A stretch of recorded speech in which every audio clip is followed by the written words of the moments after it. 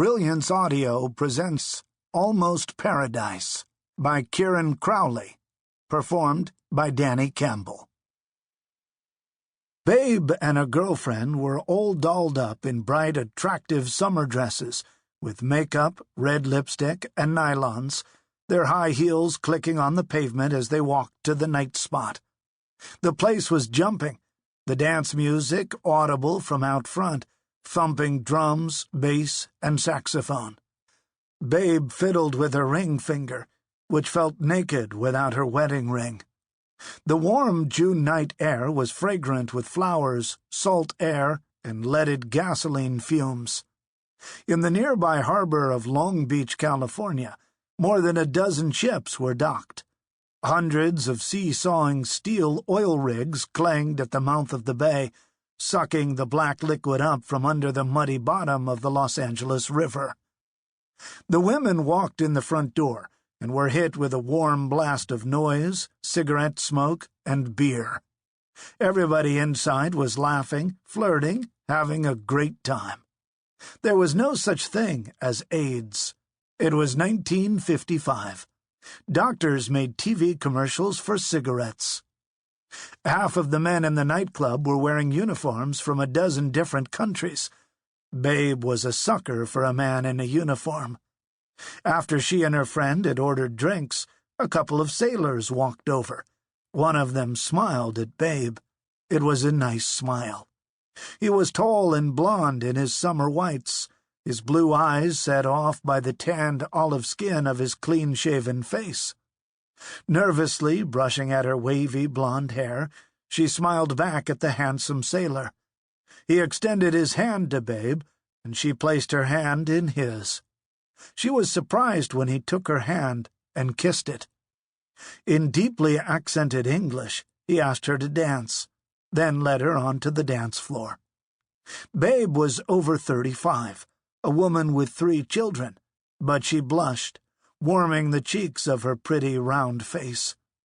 She hoped he would not guess her true age as they danced. She asked his name. "Generoso," he replied. In halting English, he told her he was a sailor in the Italian Navy and that his ship had just docked. "Generoso?" She pronounced the unfamiliar name. He asked her name. Babe told him her real name, Marie. "Marie," he repeated, nodding his head like a continental gentleman. In short, awkward sentences that he had practiced aboard his ship, he told Babe he liked her.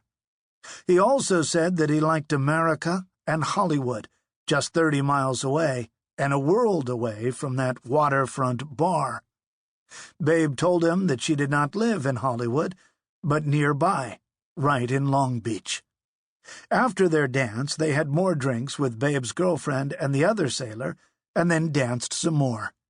He kissed her and offered to see her home. She took his arm as they strolled along the sidewalk toward her place. The dark green blades of the palm trees clacked gently in the sea breeze, slicing up the white moonlight. They entered Babe's dark apartment, and she turned on the lights. He took her in his arms, and he kissed her again, deeper. Neither could understand what the other was saying, but they didn't need words. Soon the words melted into sighs, and the ardent strangers turned out the lights and made love in the dark. Babe was born Marie Therese Legaye in the Roaring 20s, the child of a California farmer and his wife. She was an adorable child, but moody and sometimes confused. Babe was very religious, and when she was a young woman, she entered a convent. After a year under vows, she decided that being a nun was not her true vocation. She rejoined the world during World War II and made up for lost time. Babe became a party girl, dating and drinking and dancing whenever she could. She seemed to have no ambition and was alternately listless or active. Some people in the family wondered if she might be what was then called a manic depressive.